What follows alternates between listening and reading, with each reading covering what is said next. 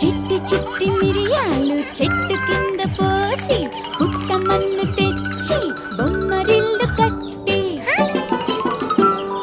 బొమ్మరింట్లో పిల్ల పుడితే బొమ్మ తలకు నూనె లేదు, బొమ్మ బిడ్డకి నెయ్యి లేదు. అన్నవారింటికి మజ్జిగకు వెళితే